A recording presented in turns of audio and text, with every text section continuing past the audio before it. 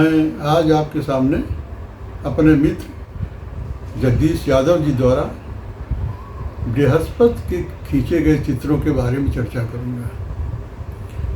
कल बृहस्पति पृथ्वी के सबसे निकट था। बृहस्पति सौरमंडल का 5वां ग्रह है और आकार में सबसे बड़ा।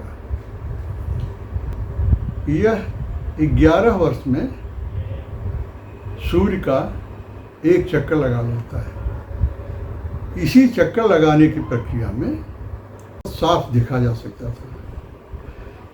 जगदीश यादव जी ने कल रात 11 बजे अपने मकान की छत से इसकी फ़ोटो खींची। उन्होंने अपने चैनल परफेक्ट पिक्चर में इसे दिया और बताया कि कैसे उन्होंने इसको खींचा और इसमें क्या क्या दिक्कतें आई। दरअसल प्लैनेट्स या स्टार्स की फ़ोटो खींचना एक अलग टेक्निक मांगता है और सामान्यतः आम कैमरों से इसे नहीं खींचा जा सकता है। तो भी जगदीश जी ने जो फ़ोटो खींचे वो कमाल के फ़ोटो है। मैं उस चित्र पर चर्चा करूंगा और थोड़ी सी जानकारी बृहस्पति के बारे में दूंगा। बृहस्पति यह गैसों से बना हुआ एक ग्रह है जो बहुत तेजी से अपनी अक्ष पर परिक्रमा करता रहता है। इसके कारण से इसका भूमध्य थोड़ा सा उठा हुआ है। चूँकि यह गैसों से बना है, इसमें हाइड्रोजन और हीलियम ही मुख्य गैसें हैं, इसलिए इसकी सतह बहुत स्मूथ नहीं दिखती, स्थायी नहीं दिखेगी, बदलती रहती है।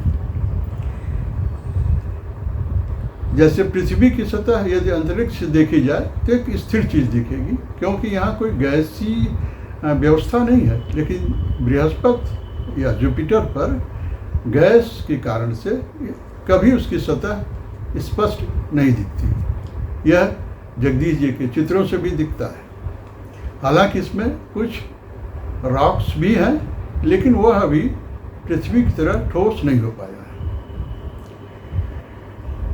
जो चित्र हम देखते हैं जगदीश जी का, इसमें भी देखिए तो इसकी सतह एक उस तरह की पपड़ी सी दिखती है, जैसे कभी आप तालाब या गीली ज़मीन सूखे के कारण से या खेत सूख जाते हैं, पपड़ी बन जाती है, तो लगभग उसी तरह की है। यह गैसी है। चित्र में 2-3 काले स्पॉट दिखाई देते हैं। एक बिग ब्लैक शैडो तो बहुत पहले देखा जा चुका था और नासा ने उसका कई तरह से चित्र भी खींचा है और वो पब्लिक डोमेन में है। यह जो ब्लैक स्पॉट है, यह जुपिटर के सबसे बड़े चंद्रमा की छाया है। ठीक उसी तरह जैसे चंद्रमा की छाया पृथ्वी पर पड़ती है तो ग्रहण सा लगता है, उसी तरह उस जो चंद्रमा है उसकी छाया बृहस्पति पर पड़ रही है। लेकिन चित्र में 2-3 काले स्पॉट दिख रहे हैं। अकेला बृहस्पति ऐसा ग्रह है जिसके पास 80 के आसपास चंद्रमा हैं। चंद्रमा माने उपग्रह। यह ऑब्जेक्ट होते हैं अंतरिक्ष में जो बृहस्पति की परिक्रमा कर पृथ्वी पर पड़ती है तो ग्रहण सा लगता है। उसी तरह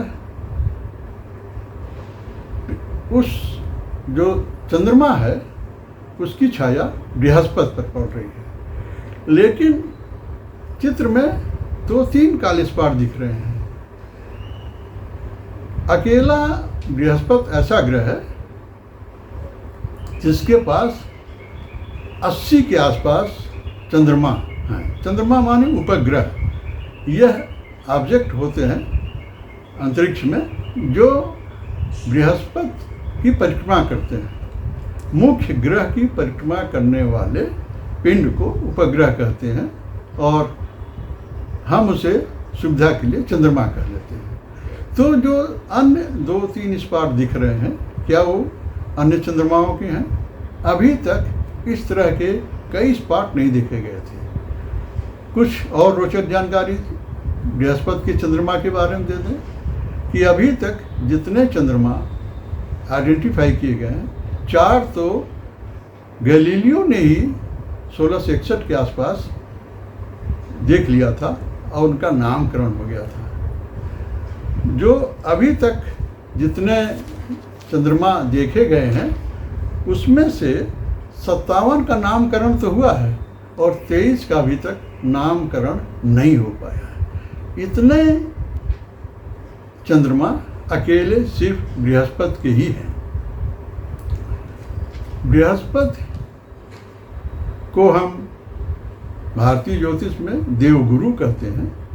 विशाल ग्रह होने के कारण से इसका महत्व ज़्यादा मान लिया गया है और खगोल शास्त्र में भी इसके अध्ययन के लिए बहुत प्रयास हो रहे हैं।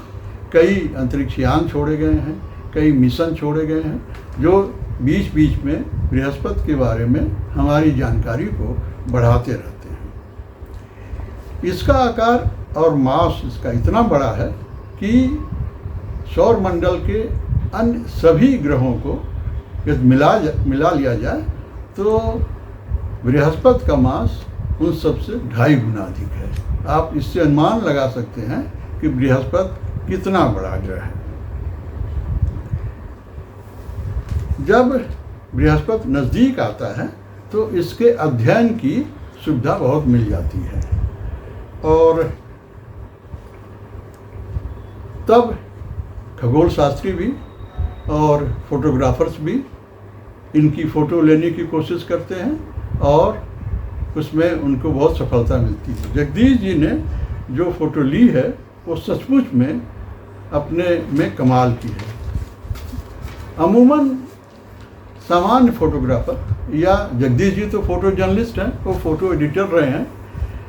फ़ोटो जर्नलिस्ट सूर्य ग्रहण, चंद्र ग्रहण इत्यादि की फ़ोटो तो खींच लेता है, लेकिन किसी ग्रह की और वो भी रात में इस तरह से फ़ोटो खींचने की कोशिश नहीं करता। जगदीश जी का यह प्रयास बहुत अच्छा है और उन्होंने इसको खींचने में जो उनके सामने दिक्कत आई उसको भी बताया है।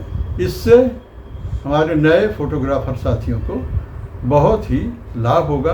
वे जानेंगे कि इस तरह की फ़ोटोग्राफी में क्या दिक्कत आ सकती है और उनको कैसे सावधान रहना चाहिए। यह प्रयास, इस तरह की कोशिश और की जानी चाहिए।